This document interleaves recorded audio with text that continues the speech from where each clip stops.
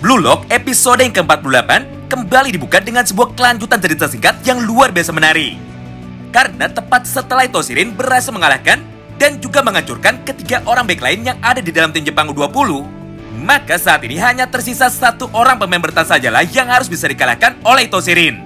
Jika pada pertandingan ini Rin mau mencetak gol yang keduanya, sekaligus gol penentu kemenangan bagi tim Blue Lock Eleven. Dan orang terakhir tersebut adalah sang pemain bertahan terkuat yang ada di seluruh Jepang. Siapa lagi kalau bukan Oliver Raikou? Oleh karena itu, Rin pun tanpa pikir panjang, langsung berlari dengan cepat menuju ke arah Oliver Raikou sambil berkata di dalam hatinya, "Baiklah, kali ini aku akan menghancurkanmu juga.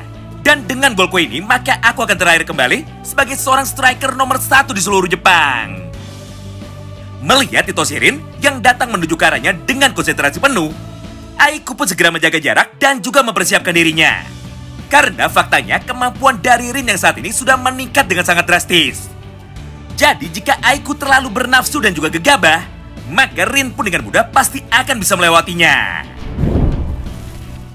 Nah, untuk mengcounter semua hal itu, Aiku pun segera mengaktifkan mode flow-nya lagi dan mulai menganalisa semua kemampuan spesial yang saat ini dimiliki oleh Itoshirin. Hingga setelah beberapa waktu berselang, dia pun sekarang sudah mampu melihat mengenai berapa persenkah peluang yang dimiliki oleh Oliver Raikou untuk bisa mengalahkan Itoshirin. Tapi sayangnya kali ini Aiku lah yang harus kecewa. Karena faktanya peluang menang dari Aiku ternyata hanya 0%. Alias Aiku tidak akan mungkin bisa menang bertarung dalam duel perebutan bola 1 lawan 1 melawan Itoshirin. Beruntung di tengah ketegangan ini, tiba-tiba saja rival abadi dari Itoshirin sekaligus musuh alami bagi dirinya, yaitu Ryusei Shido akhirnya kembali muncul tepat di belakang Itoshirin. Di mana pada momen itu, Ryusei pun dengan cepat langsung menarik tubuh dari Itoshirin serta menjaganya dengan sangat ketat supaya Rin tidak mampu berlari dengan bebas. Melihat semua kejadian itu di depan matanya, akhirnya presentasi peluang kemenangan dari Oliver Raikou kini berhasil menjadi meningkat. Dan yang awalnya 0% sekarang berubah ke angka 50%. Yang artinya dengan bantuan dari Ryusei Shido, maka masih ada harapan bagi tim Jepang untuk bisa menggagalkan sebuah skema serangan brutal yang saat ini sedang dilakukan oleh Itoshirin.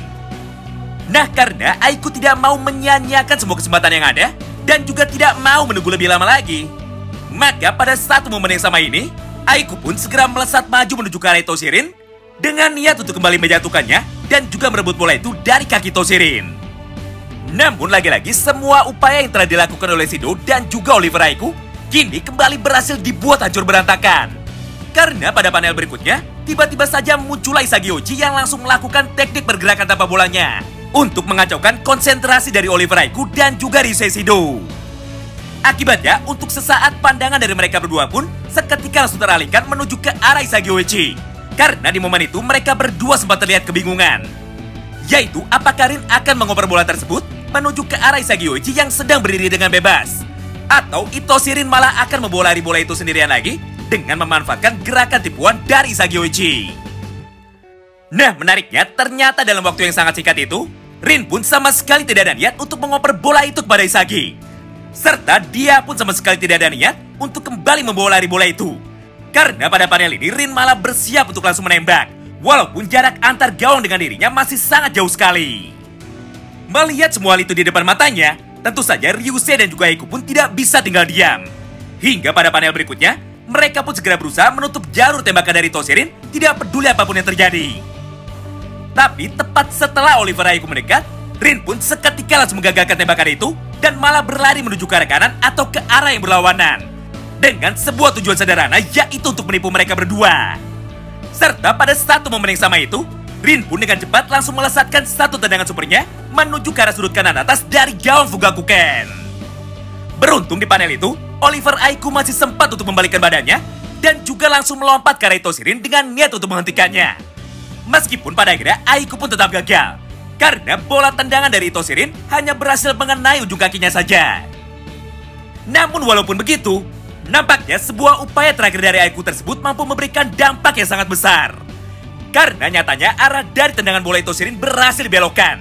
Dan pada akhirnya Fugaku pun berhasil menepis tendangan super tersebut menggunakan tangan kirinya. Akibatnya gol pun kini kembali gagal tercipta. Dan bola pun sekarang malah terpental dengan liar setelah sebelumnya sempat membentur tiang gawang. Nah, menariknya, tepat setelah tendangan dari Itoshirin tersebut berhasil digagalkan, sebenarnya Isagi dan juga Itoshi Sae sempat berusaha untuk berlari bersama-sama demi merebut bola liar itu lagi. Namun karena di dalam duel 1 lawan 1 Sae jauh lebih unggul daripada Isagi, maka pada satu panel yang sama itu, Sae pun akhirnya berhasil mengalahkan Isagi Yoichi serta memutuskan untuk melompat ke udara lebih dulu demi merebut dan mengamankan bola liar itu menggunakan teknik trappingnya. Melihat hal itu di depan matanya, semua pemain dari tim Blue Lock Eleven pun seketika menjadi sangat panik karena satu-satunya kesempatan terakhir mereka untuk bisa mencetak gol kini sudah musnah. Apalagi jalannya pertandingan ini hanya tersisa 1 menit tambahan waktu saja. Bahkan pada sisi sebelah kiri lapangan, nampak Raichi dan juga para pemain cadangan dari tim Blue Lock lain yang terlihat sangat emosional. Hingga mereka pun secara serempak langsung berteriak karena teman-temannya dengan tujuan untuk menyemangatinya. Woi, cepat mundur ke belakang dan juga bertahanlah. Karena jika kalian sampai kalah, maka aku sendirilah yang akan mengajar kalian semua. Hal yang sama pun diucapkan juga oleh Hiyori, Aryu dan juga Mikage Reo. Di mana pada momen itu mereka pun segera meminta para pemain tengah lainnya untuk segera menutup umpan dari Itoshi Sae dan menjaga dengan ketat pergerakan dari Ryusei Shido.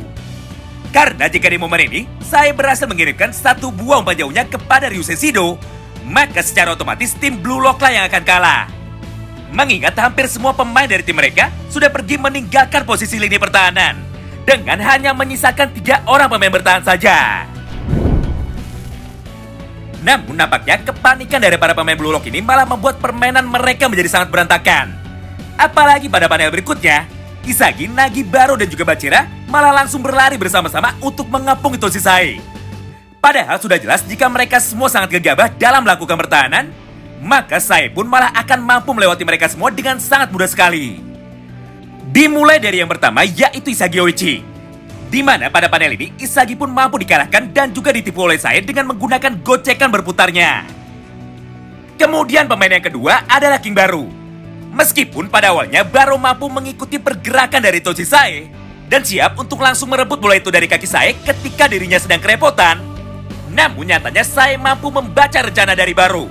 Hingga tepat ketika Baro datang ke arahnya dengan menggunakan teknik sliding tackle, maka di saat yang bersamaan, Sae pun seketika langsung melompat untuk menghindari serangan dari Baro itu.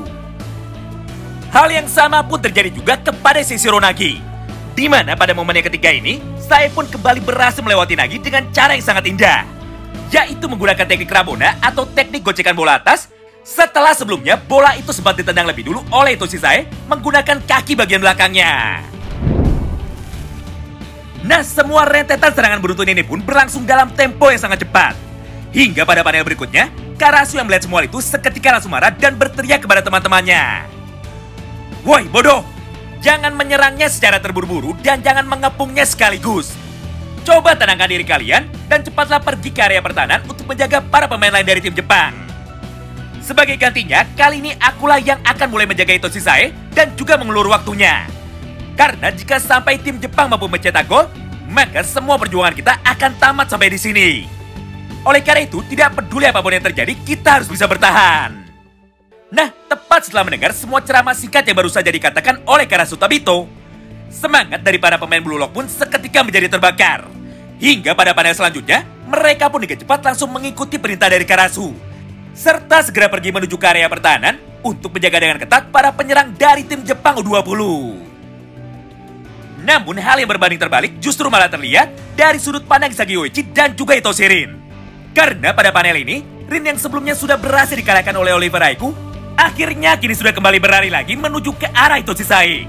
Serta Rin pun sudah siap untuk melakukan duel 1 lawan 1 terakhirnya melawan kakak kandungnya sendiri. Begitu pula dengan Isagi Yoichi, di mana pada momen yang sama itu, Isagi pun sama sekali tidak ada niat untuk kembali menuju ke area pertahanan mereka. Karena ternyata Isagi memiliki sebuah rencana lain yang saat itu bisa dia gunakan untuk memenangkan pertandingan ini. Oleh karena itu, sebagai gantinya, Isagi pun malah kembali memfokuskan pandangannya menuju ke arah Itoshi Rin dengan sebuah tujuan sederhana, yaitu untuk mengamati pergerakan dari Rin dan menunggu sebuah kesempatan yang bisa dia manfaatkan demi bisa membantu Rin serta mengalahkan Itoshi Sae. Nah, semua rangkaian transisi itu berlangsung dalam tempo yang sangat cepat. Hingga pada panel berikutnya, sebuah benturan yang luar biasa hebat akhirnya tidak dapat terhindarkan lagi. Di mana pada panel itu, Sae dan juga Itoshi Rin akhirnya langsung memulai duel terakhir mereka di sisa waktu 1 menit ini. Namun tepat sebelum Rin mulai berlari menerjang ke arah Itoshi Sae, tiba-tiba saja kedua orang pemain itu seketika kembali mendapatkan sebuah ingatan masa lalunya mengenai awal mula dari konflik yang terjadi kepada mereka berdua. Nah, karena cerita flashback masa lalu ini bakalan panjang banget, akibat terdiri dari 4 chapter manga alias 80 halaman penuh, maka untuk saat ini kita akan skip dulu ceritanya. Apalagi proses terciptanya gol penentuan akan terjadi sebentar lagi. Sebagai gantinya, cerita pertempuran antara Rin dan juga Sae akan kami buatkan episode spesialnya ketika pertandingan ini sudah berakhir. Oleh karena itu, untuk saat ini mari kita lanjutkan dulu jalannya pertandingan mereka. Singkat cerita, setelah berhasil mengingat sebuah kegagalan dan juga kekecewaan yang telah dirasakan oleh Itoshi Rin kepada Itoshi Sae, Rin pun akhirnya mulai memfokuskan pandangannya menuju ke arah Itoshi Sae lagi dengan sebuah tujuan sederhana, yaitu untuk merebut bola tersebut dari kaki Sae dan mencetak gol dengan menggunakan kemampuannya sendiri, demi membuktikan diri kepada kakaknya bahwa di antara mereka berdua Rinlah pemain yang jauh lebih hebat.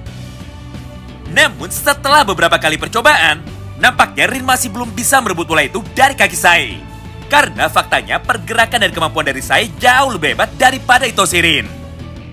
Sampai di satu momen yang sama ini, seketika semua pemain dari tim Jepang U20 dan juga para penonton lainnya malah menjadi terlihat kebingungan. Karena entah kenapa di sisa waktu 1 menit ini, Sae malah memilih untuk meladeni ajakan bertarung dari Itoshi Rin. Padahal jika Sae mau mengabaikan Itoshi Rin dan langsung mengoper bola itu kepada Ryu Seido, maka kemungkinan mereka untuk bisa mencetak gol malah akan terbuka menjadi semakin lebar.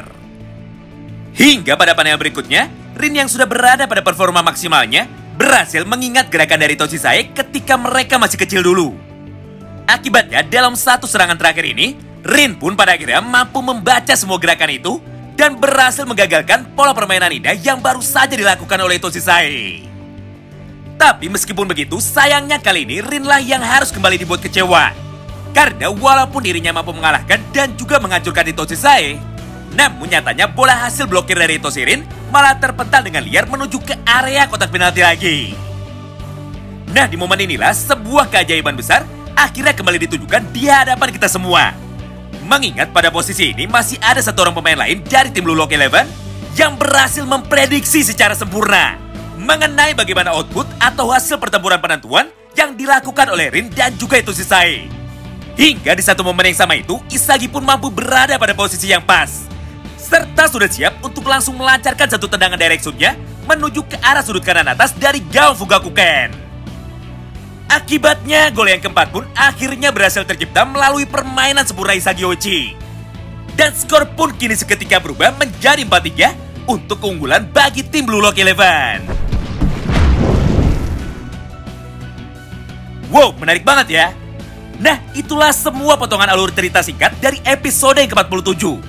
Di mana pada episode kali ini, Blue Lock pun akhirnya berhasil unggul dari tim Jepang U20. Tentu saja bagi kalian yang penasaran dan ingin tahu mengenai bagaimana kelanjutan cerita dari Isagi Oichi dan juga teman-temannya, maka nantikan terus ya update selanjutnya di channel ini. Terima kasih banyak yang sudah simak video ini sampai habis dan salam baku hantam.